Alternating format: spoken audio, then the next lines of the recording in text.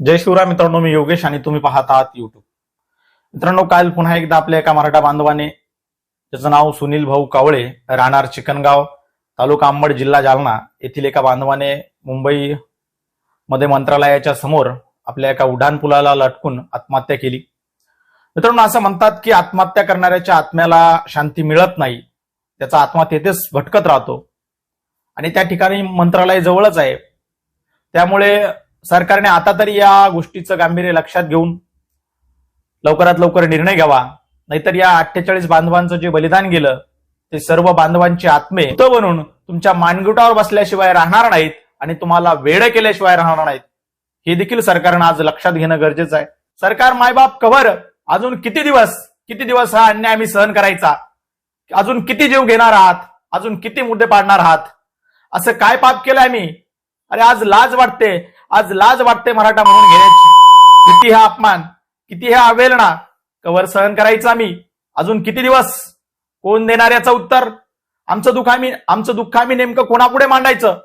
तुम्हीच जर ऐकून घेणार नसाल तर आम्ही कोणाकडे जायचं? कोणाला सांगायचं? आमचं कोणीच का ऐकत नाही. सरकार मायबाप याच प्रश्नाने इथला मराठा तरुण आज उद्विग्न झालाय, हतबल झालाय आणि प्रचंड नैराश्यात गेलाय. सरकार मायबाप याच नैराश्यातून आज आमचा मराठा बांधव टोकाचं पाऊल उचलतोय. साहेब, त्याने असं करायला नको होतं म्हणणं खूप सोपं आहे हो, पण त्यानं असं करू नये आणि कुणावरही अशी वेळ येऊ नये, यासाठी अशी व्यवस्था निर्माण करणं फार कठीण. साहेब असं म्हणतात की इतर प्रांताला नुसताच भूगोल आहे, आमच्या महाराष्ट्राला इतिहास आहे. अरे काय तो आमचा गौरवशाली इतिहास, शौर्याचा, अभिमानाचा इतिहास. आमचे मर्द मराठे बाप जाते इथल्या देव, देश आणि धर्मासाठी प्राणपणाने लढले. कोण तो आम्हाला अभिमान? पण आज काय आमची अवस्था झाली? मायबाप, आम्हाला आज बोलण्याची ही चोरी झाली. आम्ही बोलावं की नाही? अरे आम्ही जगावं की नाही? आज जेव्हा आम्ही म्हणतो की आम्ही क्षत्रिय मराठे, आमचे बाप जाते इथल्या मातीसाठी, देशासाठी लढले, तर आम्हाला सांगितलं जातं अरे तुम्ही कसले मराठा? मराठा ही जात नाही, मराठा हे समूहाचे नाव आहे. महाराष्ट्रात राहणारा प्रत्येक जण मराठा आहे. तुम्ही काय एकटे लढले का? 18 पगड जात लढली, आपण सर्व लढलो म्हणा. आणि स्वतःला क्षत्रिय कसले म्हणता रे? तुम्ही तर शूद्र आहात. तुम्ही बहुजन, आपण सगळे बहुजन, आपण शूद्र. आणि आपल्या सर्वांवर ब्राह्मणांनी अन्याय केला, ब्राह्मणांनी आपला छळ केला, आपण एकच आहोत असं सांगितलं. तर मग आम्ही म्हणालो हो बरोबर आहे, निश्चितच मराठा ही जात नाही, मराठा म्हणजे महाराष्ट्र आणि महाराष्ट्र म्हणजे मराठा, हे आम्हालाही मान्य आहे. आम्ही कधीच नाही म्हणालो की मराठा एकटा लढला. इथली 18 पगड जात एकत्र येऊन लढली. इथला एक एक गडी लढवय्या आहे, शिवरायांचा मावळा आहे. अरे शिवाजीराजांनी पहिल्यांदा इथल्या शोषित पीडित अशा सर्वांनी, ज्यांना शूद्र म्हणून हिणवलं गेलं होतं, ज्यांना परकीयांनीही नाकारलं आणि स्वकीयांनीही नाकारलं होतं, त्यांचं काम फक्त इथल्या सरदारांची गुलामी करायची. सरदार सांगेल तिथेच वाकायचं आणि सरदार सांगेल तेव्हाच बोलायचं, अशी अवस्था करून ठेवली होती. त्यांना सरदार समोरून चालला की वर मुंडकं करून सुद्धा बघण्याची मुभा नव्हती. ज्यांच्या सावलीलाही कोणी उभं राहत नव्हतं, अशा मरगळलेल्या, स्वतःचं अस्तित्व हरवलेल्या समाजाच्या हातात थेट तलवार म्हणजे शस्त्र दिली आणि इथल्या ब्राह्मणी व्यवस्थेशी, स्वकीयांशी पहिलं बंड केलं. अरे दिवसा ढवळ्या कुणीही यावं आणि रानातील कणीस कुडून न्यावं, त्याप्रमाणे आमच्या 10-10, 12-12 वर्षाच्या कवळ्या पुरींना उचलून न्यावं. आया बहिणींची इज्जत म्हणजे कपडे बदलावे, त्याप्रमाणे इज्जत लुटावी आणि फेकून द्यावं. गनिमांनी रोज नवीन नवीन कळी खुडावी आणि इथल्या जिवंत असून मेलेल्या लोकांनी नुसतं पाहत राहावं. शिवरायांनी इथल्या 18 पगड जातीला खडबडून जाग केलं. हो, शिवरायांनी मेलेल्या लोकांना जिवंत केलं म्हणलं तरी वावगं ठरणार नाही. आपल्या न्याय हक्कासाठी लढण्यासाठी, ताट मानेने जगण्यासाठी आणि आपला आवाज बुलंद करण्यासाठी प्रेरित केलं. मित्रांनो, शिवरायांनी त्यांच्या कारकिर्दीत जवळपास 287 लढाया केल्या. त्यापैकी 190 लढाया या स्वकीयाविरुद्ध कराव्या लागल्या. स्वराज्याचे स्वप्न पाहताना महाराजांनी विशिष्ट समाज नजरेसमोर कधीच ठेवला नाही. फक्त हिंदवी स्वराज्य हेच त्यांचं ध्येय होतं आणि त्यासाठी मावळ प्रांतातील विविध जातीचे मावळे महाराजांनी एकत्र केले. मानाची पदे देताना कधी जातीनुसार नाही तर कर्तबगारीनुसार दिली आणि यातूनच महाराजांनी बहुजनांना एकत्र आणून स्वराज्य स्थापन केलं. महाराजांनी इथल्या 18 पगड जातींना, बहुजनांना एकत्र आणून हिंदवी स्वराज्याची स्थापना केली. त्यांनी बहुजनांचा उद्धार केला आणि राजांच्या या प्रत्यक्ष कृतीमुळेच अनेक जण त्यांना येऊन मिळाले. मांग आले, महार आले, सुतार, लोहार, ढोर, चांबार, साळी, माळी, कोळी, वंजारी, न्हावी, धनगर, बंजारा, वडार, पारधी, भिल्ल, आदिवासी, नवे नवे मुसलमान, एक एक स्वतःहून आला आणि जो आला तो कायमचा त्यांचाच झाला. आणि त्याचमुळे लाख मेले तरी चालतील, पण लाखांचा पोशिंदा जिवंत राहिला पाहिजे, ही भावना असंख्य मावळ्यांनी त्यांच्या शब्दाखातर मृत्यूच्या दाढेत जाणं पसंत केलं. हा इतिहास तुमचा आमचा आहे आणि हा जर आपला इतिहास असेल आणि हा इतिहास जर तुम्हाला आम्हाला मान्य असेल तर मग आपण सगळे एकच आहोत. तुम्हाला वेगळा न्याय आणि आमच्या लेकरांना वेगळा न्याय का? असा सवाल जेव्हा आम्ही करतो तर आमचेच बांधव आम्हाला म्हणतात की अरे तुम्ही तर क्षत्रिय आहात, तुम्ही स्वर्ण आहात, पाटील आहात, राज्यकर्ते आहात, कारखाने तुमचेच आहेत, शाळा तुमच्याच आहेत, कॉलेजही तुमचेच आहेत, दवाखानेही तुमचेच आहेत, आमदार तुमचेच, खासदार तुमचेच, मुख्यमंत्रीही तुमचेच, मग तुम्हाला आरक्षण कशासाठी पाहिजे? तेव्हा आम्हाला फार वाईट वाटतं. अरे जेव्हा बहुजनावर अन्याय होतो तेव्हा आम्ही बहुजन शूद्र असतो आणि जेव्हा आमच्यावर अन्याय झाला की आम्ही सुवर्ण, असं कसं चालेल रे मित्रा? कोणचं तरी एक मान्य करा. एक तर आम्हाला शूद्र म्हणा, नाहीतर एक तर आम्हाला क्षत्रिय म्हणा, एक तर आम्हाला मित्र म्हणा, नाहीतर एक तर आम्हाला शत्रू म्हणा.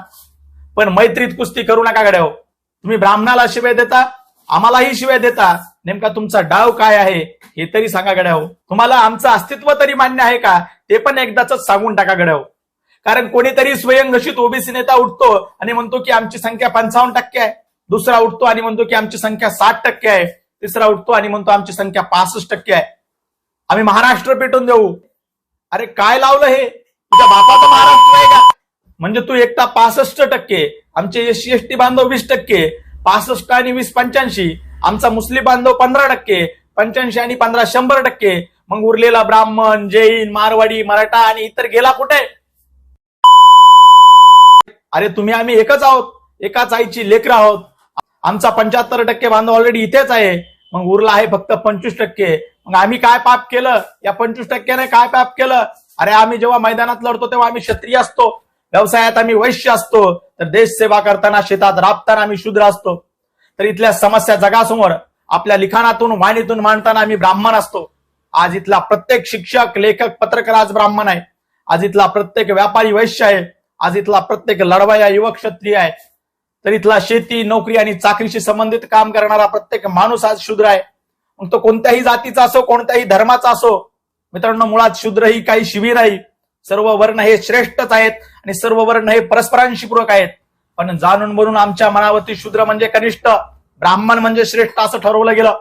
अरे मुंगे आणि रावा आम्हा सारकाची ठाव, हे संत तुकाराम महाराजांनी आम्हाला सांगितलेलं आहे.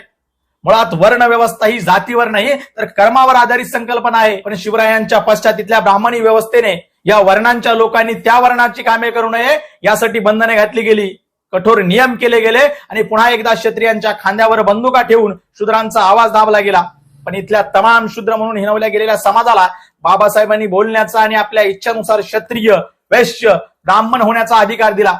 अरे जेव्हा जेव्हा या पृथ्वीवर अन्याय वाढेल तेव्हा तेव्हा मी कधी शिवाजी बनून येईल, तर कधी बाबासाहेब बनून येईल, तर कधी जरांगे बनून येईल. हे खुद्द श्रीकृष्णानं सांगितलं. यदा यदा हि धर्मस्य ग्लानिन भवति भारतम अभ्युत्थानम धर्मस्य तदात्मानं सृजम्यहम. धर्म म्हणजे हिंदू नाही, धर्म म्हणजे सत्य. आणि सत्यावर जेव्हा असत्याचा अतिरेक होईल तेव्हा तेव्हा असा युगपुरुष जन्माला आला आहे आणि येत राहील. सामर्थ्य आहे चळवळीचे, जो जो करेल तयाचे, मात्र ते भगवंताचे अधिष्ठान पाहिजे. मित्रांनो, आज जरांगे पाटलाच्या मागे जनतेच्या रूपाने खुद्द पांडुरंग शक्ती उभा करत आहे आणि आता ही मागणी पूर्ण व्हावी ही तो श्रींची इच्छा आहे. त्यामुळे आपल्याला विजय मिळणार आहे हे निश्चित आहे. पण मित्रांनो, यासोबतच एक गोष्ट लक्षात ठेवा, मरणे हा आपला इतिहास नाही. मारिता मारिता मारावे, मारोनी अवघ्यास पुरावे, लढून घ्यावे राज्य आपुले, हा सांगणारा तुमचा आमचा इतिहास आहे. बचेंगे तो और भी लढेंगे सांगणारा आपला इतिहास आहे. अरे सिर सलामत तो पगडी 50 सांगणारा आपला इतिहास आहे. आज जेव्हा तो पांडुरंग वरून बघत असेल तर त्यालाही लाज वाटत असेल. तो म्हणत असेल की मी सर्वात सुंदर जीव बनवला होता माणूस, पण आज जेव्हा खाली बघितलं तर सगळे किडे दिसायला लागले. किडे फरफटत राहा, ओरबडत राहा, लुटत राहा, साठवा साठवा सडवा आणि मरा. का आलो माहित नाही, कशासाठी आलो माहित नाही, कशासाठी जगावं माहित नाही आणि कशासाठी मरावं हेही माहित नाही. बाबासाहेब इथल्या सर्वांना संधीची एक समानता, बंधुता आणि प्रेम व्हावं आणू इच्छित होते. त्यांनी लेखणीच्या जोरावर संविधान लिहून मोठी क्रांती घडवून आणली. पण आज जेव्हा आम्ही त्या संविधानाच्या आधारावर आमचे हक्क मागायला लागतो तर आमचा द्वेष केला जातो, आम्हाला जातीवादी ठरवलं जातं. कायद्यानुसार तुम्ही मागास ठरूच शकत नाही म्हणून सांगितलं जातं. अरे आम्हाला एक कळत नाही, संविधान माणसासाठी आहे की माणूस संविधानासाठी? संविधानात जर अशी तरतूद नसेल तर काळानुरूप तशी तरतूद करण्याचा अधिकारही तुम्हाला दिला आहे ना. मग तुम्ही काय करताय? करा ना बदल, घ्या ना निर्णय. लक्षात ठेवा, तुमची आजची ही खामोशी एक दिवस तुमच्या लेकरा बाळांसाठी रडण्याचं कारण ठरणार आहे. साल्यानं तुम्ही स्वतःच्या लेकराची 10-10 पिढ्यांची सोय करून ठेवली आणि जेव्हा आमची वेळ येते तेव्हा मी हिंदू, मी 96 कोळी, मी ओबीसी, मी फलाना, मी आमका, मी डिम अरे एका काठीला मोडणं सोपं असतं, पण काठीच्या भारेला मोडणं कठीण असतं. हे आम्ही तिसरीच्याच पुस्तकात शिकलोय. त्यामुळे आता आमच्यामध्ये फूट पाडण्यासाठी आता तुम्ही कितीही प्रयत्न करा, पण आता आम्ही तुम्हाला बळी पडणार नाही. तुम्ही कसे आरक्षण देत नाही ते पाहूच. तुमच्या छाताडावर बसून आरक्षण घेतल्याशिवाय मी आता मागे सरत नसतोय. आणि यासाठी इथला सर्वसामान्य एससी, एसटी, ओबीसी, मुसलमान सर्व आमच्या सोबत आहेत. लक्षात ठेवा, जो आज आमच्यासाठी दिसेल त्यांच्यासाठीच उद्या मराठा दिसेल. पुन्हा एकदा आपल्याला हात जोडून कळकळीची विनंती करेल की कोणीही जीव देऊ नका, कृपया करून आत्महत्या करू नका. ज्या दिवशी असा विचार तुमच्या मनामध्ये येईल, तुम्हाला एकटं वाटेल, त्या दिवशी तुमच्या या भावाची नक्की आठवण काढा. तुम्ही कोणत्याही जातीचे असा, तुम्ही कोणत्याही धर्माचे असा, फक्त मला एक मेसेज करा. मी स्वतःहून तुम्हाला कॉल करेल. मी तुम्हाला काय देईल आणि काय देऊ शकतो हे तर नाही सांगू शकत, पण या ठिकाणी एक विश्वास देतो की तुम्हाला आयुष्यात कधीही एकटं पडू देणार नाही, हा शब्द देतो. त्याचबरोबर इथून पुढे कोणी आत्महत्या करू नका ही शपथही देतो. आणि इथेच थांबतो. धन्यवाद. जय जिजाऊ, जय शिवराय, जय मराठा.